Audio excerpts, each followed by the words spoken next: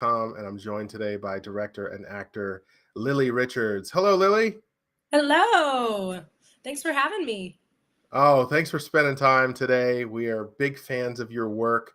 Welcome, Megan is like such a funny, dark story that has just screened in multiple festivals of ours and has been a big hit. So, thank you for joining us today. Thank you. Thank you. So I want to get into it. I want to tell people what this film is about that's been tearing up the film festival circuit here, but I am really bad at giving away the punchline, so I'm going to let you give us the synopsis of Welcome Megan. Yes. So, Welcome Megan is the story of a very desperate young woman who seeks out to join an elite LA spin class by any means necessary. Yeah. You kept that succinct. You didn't give away anything. I like this. I like this.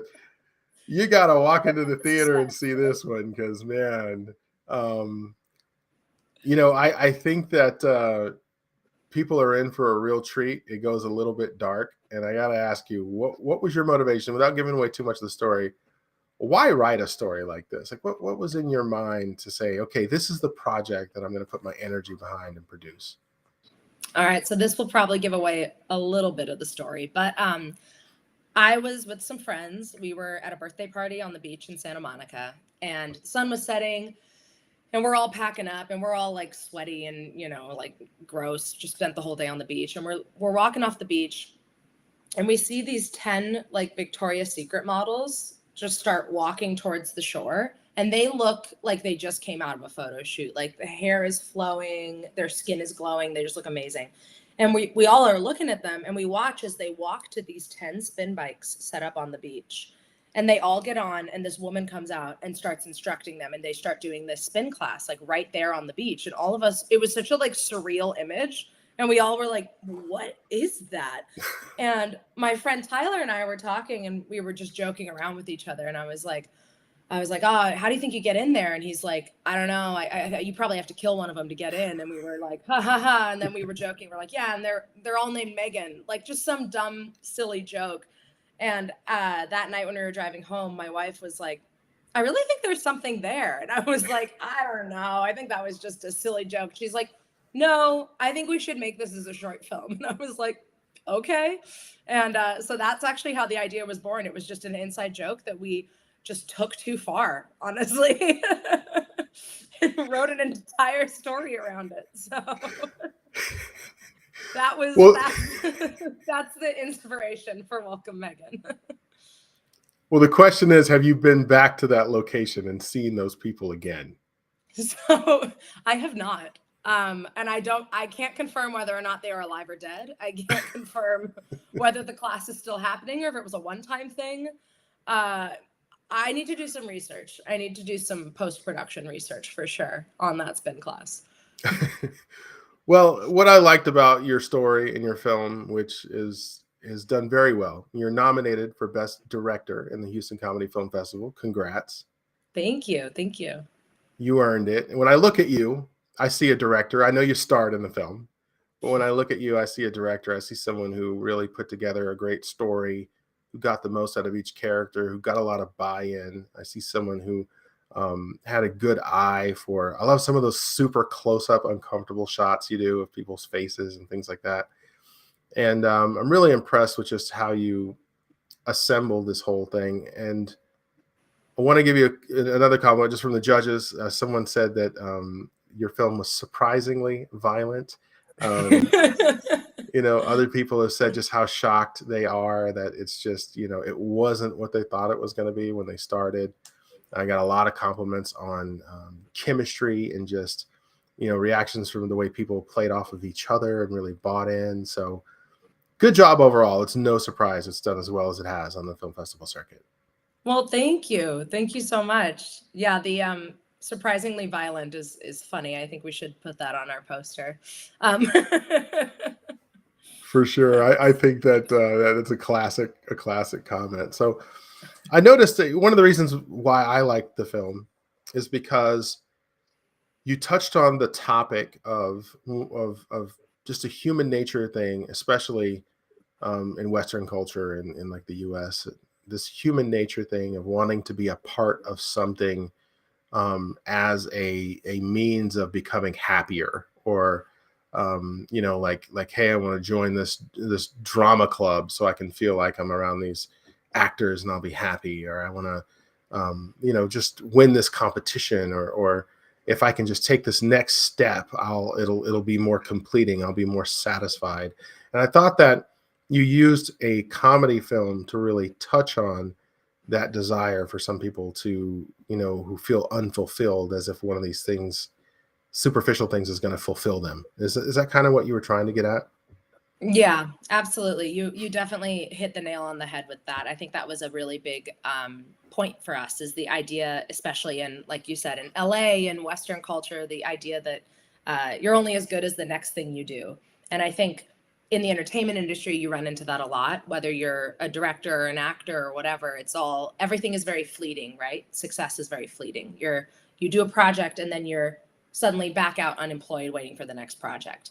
And so I do think that it begets a sort of negative cycle of feeling like you're only as good as your work. And I do think that, like, your value comes, it begets a negative cycle of feeling like your value comes from your work or your accomplishments or who you're associated with or whatever, versus just you as a person. And so I think that was definitely something we wanted to touch upon with this film. And also just the unrealistic standards that women are expected to live up to, especially in Los Angeles. You're expected to be the hottest person in the room and the most talented and the smartest and the whatever. And if you're not that, then you're not even, leave the city, and sort of the mentality that can be there sometimes. So that was kind of where the spin class came into play, playing around with that idea of how ridiculous workout culture can be in this city and the kind of almost toxic element of wellness culture. So those were some of the things we wanted to touch upon with this.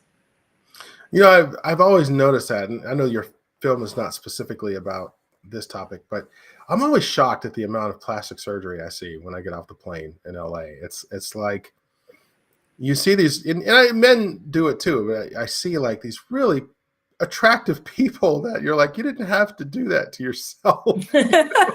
You look fine. It's okay to have some wrinkles. It's okay to look like you're actually 40. You don't have to look like you're 19, forever. And it makes me sad a little bit, because I feel like, there is a lot of competition. There is a lot of pressure. There are a lot of, stereotypes, or just a lot of like value and just like personal appearance, like totally evaluating somebody. And I think that you miss out on the point of all this, the point of life, if you're just so infatuated with so many superficial things. So good job. I know your film is not about plastic surgery, but good job like showing that culture and that type of thing. And I also thought another thing that you touched on in the film is sometimes couples don't seem to be on the same page, where one is could be a little bit oblivious, and the other one is always wishing that their couple could be a little, their significant other could just be a little bit more. I don't know. I get that. Maybe it's just because I'm a man in a marriage, but that resonated with me. Yeah, no, it's funny that. So when we wrote the script, we originally wrote it that the character Tyler and Alex, the couple, we wrote it as roommates, and that we were just roommates, and I had this sluggish roommate.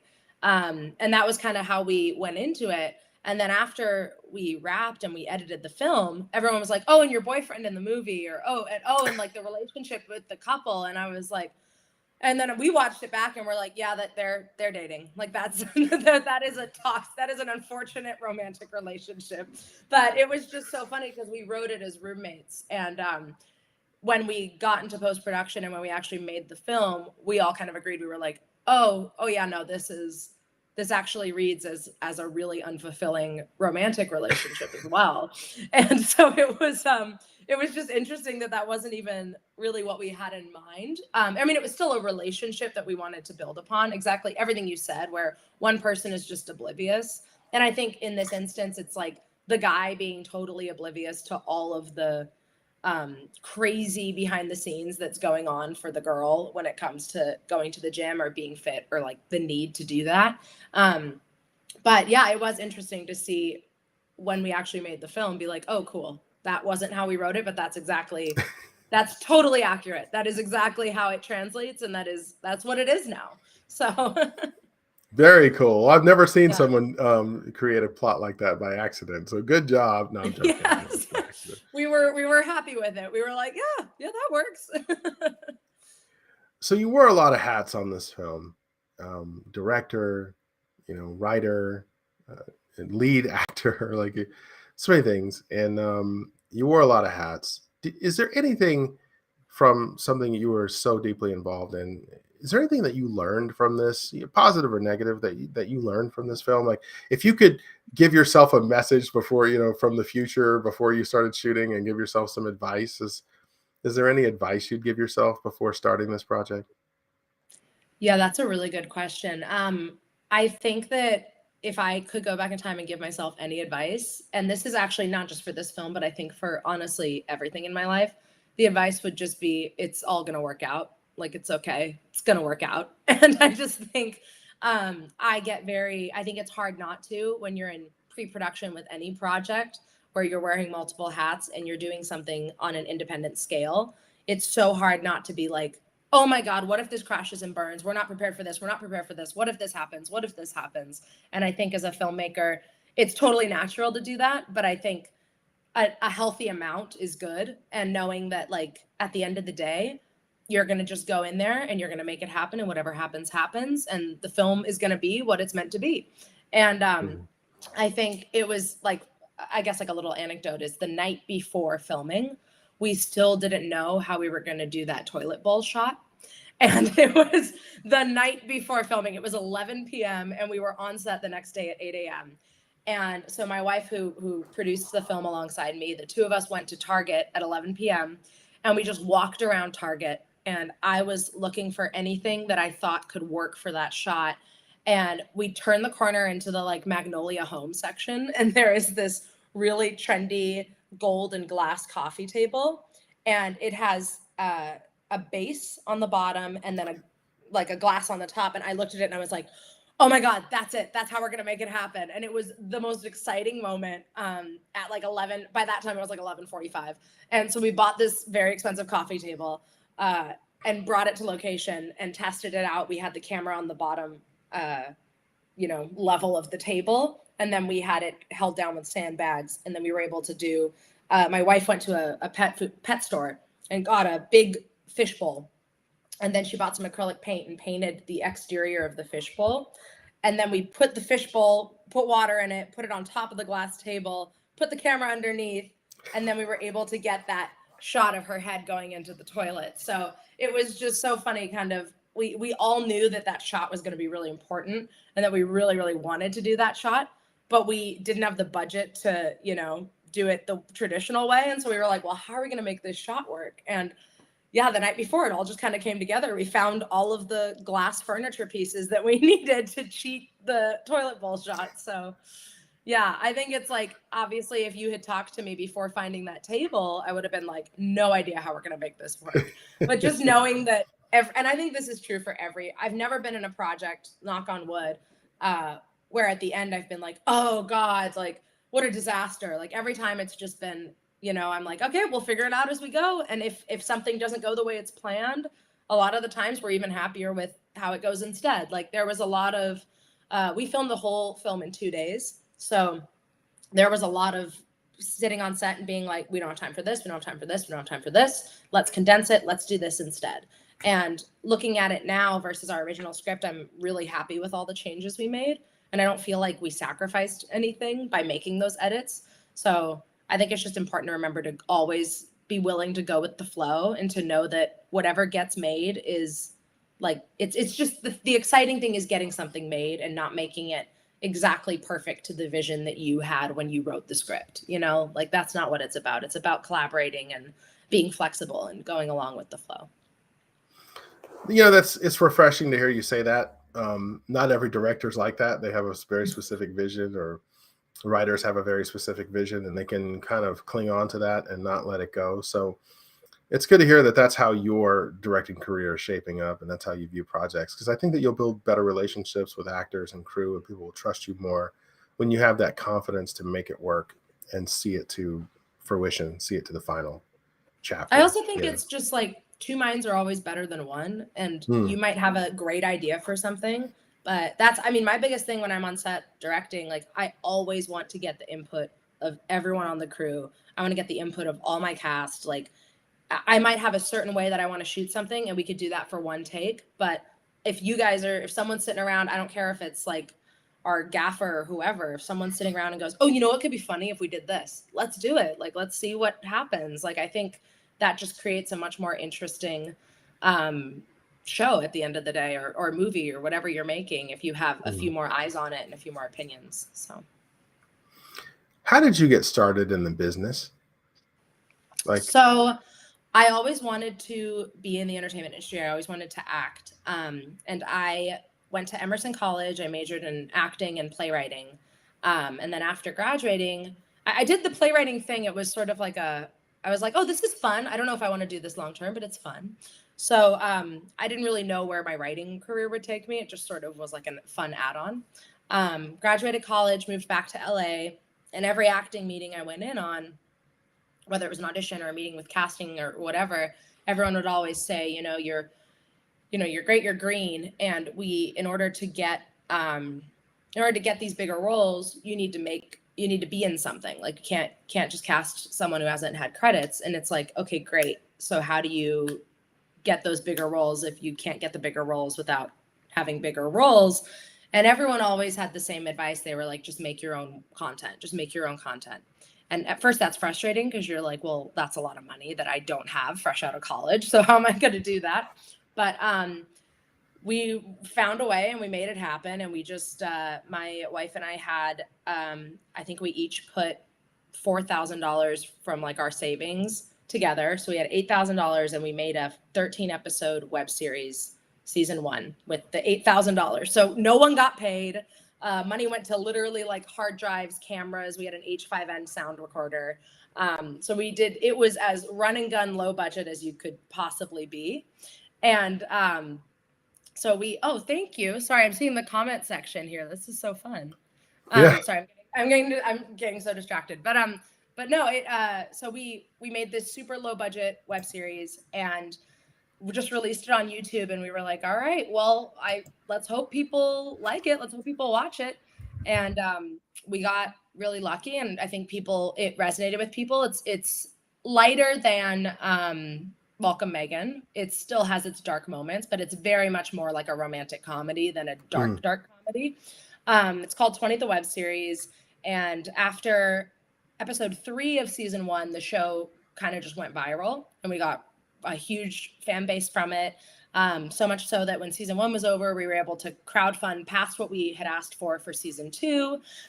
We released season 2 on YouTube and we got nominated for a Streamy Award for Best Indie Series. And so it was just a really amazing experience overall to like write, direct, and star in something that resonated with people all around the world and, was everything that I hoped that it would be, basically. And then we actually got funding to make a movie based on the show.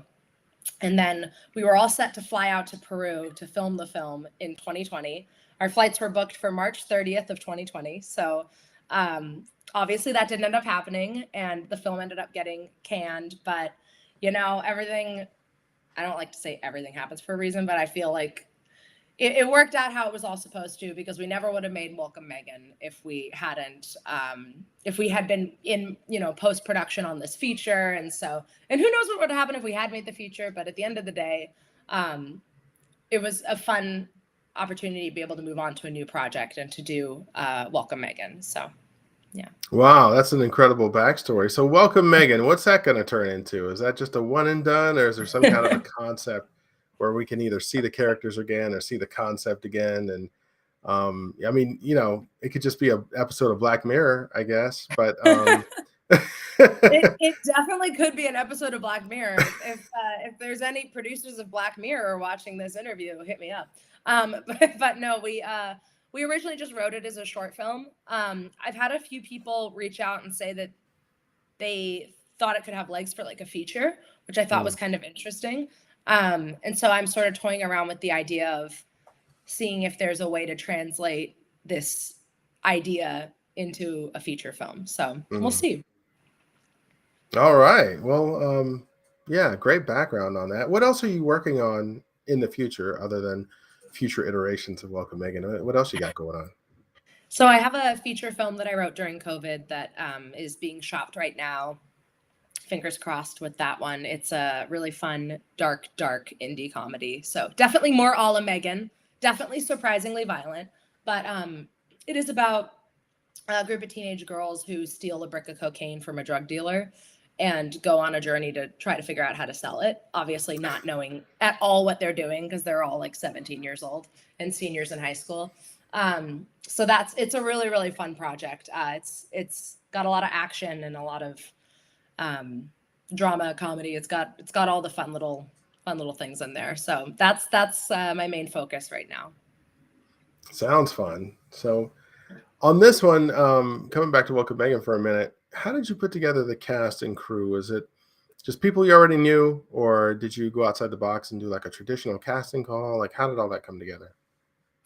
Yeah, so Welcome Megan and my web series 20 that I did before this, it was the same exact thing. I just cast all my friends from college. So Welcome Megan is almost exclusively, well, actually friends from college, as well as I worked at Lululemon like part-time during 2021 because I was like, I need to get out of my house and I need to, not be sitting at home writing every day. I need to like move and meet people. And it was the best job ever. I had so much fun and I met the most wonderful people there. And half of our cast of Welcome Megan are actually Lululemon employees. So it's we all had a good laugh about that. Obviously, all of them are also actors, but we just thought it was hilarious that we all worked at a fitness store and we're doing this film. But that's funny. So yeah, it was basically just friends that I knew would be right for the role who I cast in the film. And then in terms of crew, same kind of thing. Our producer John V went to college with other producer Caitlin and I, and her husband Alan is a fantastic DP, and so we kind of looked to Alan to source the rest of the crew, and he knew all the right people. So it was very much like an inside job in terms of casting and crew, just going with the people we knew and trusted. I think when you're doing indie film or anything that is low budget, you kind of have to do that, right? Because you're not able to offer people a lot of times what they should be paid or what their day rate is. And so you kind of just got to be like, hey, here's the project. It's going to be really fun. We promise we'll make it a good time. Here's how much we can afford to pay you. If that's okay. And if you want to just be involved and have a good time with this, please let us know. And so I think we got lucky in the sense that everyone on board with this project knew that they weren't, maybe making what they should be making, but they were in it for fun. And I think that really showed through in the project itself too, that everyone was kind of just having a lot of fun on set. So how can people follow along and see like a screening? Obviously we're going to be screening, this film in Houston on the 13th, but how can we follow along if somebody wants to catch the film on the film festival circuit? Do you know any of the other places that you're going to be screening yet? We are going to be screening at Houston. We actually have a fair amount of screenings coming up in the next few months. If you follow, I need to make sure that I have the right one before I tell people to follow the wrong Instagram account. But if you go to Welcome Megan _film, I can show it. Okay. It looks, where is it? Yeah. There, it looks like that. Yeah. Welcome Megan _film. That'll have all the festivals that we're going to be screening at coming up. As well as some that we haven't announced yet. So if you want to catch the film, definitely check out that Instagram account and you'll be able to find everywhere that we're going to be. Excellent. Well, this has been fun. I appreciate your time. And again, I appreciate you as a filmmaker, and we're just really proud to screen your film. Well, thank you. I appreciate you guys too. We've had so much fun at the different festivals that you host, and it's always a good time and a great group of people. So thank you so much. Thanks a lot. And we screened the Oregon Short Film Festival and Austin Comedy Film Festival. It's made the rounds, and hopefully we'll see you at future events with your future work as well. So we look forward to it. Definitely. Well, have a good one. Thanks. You too.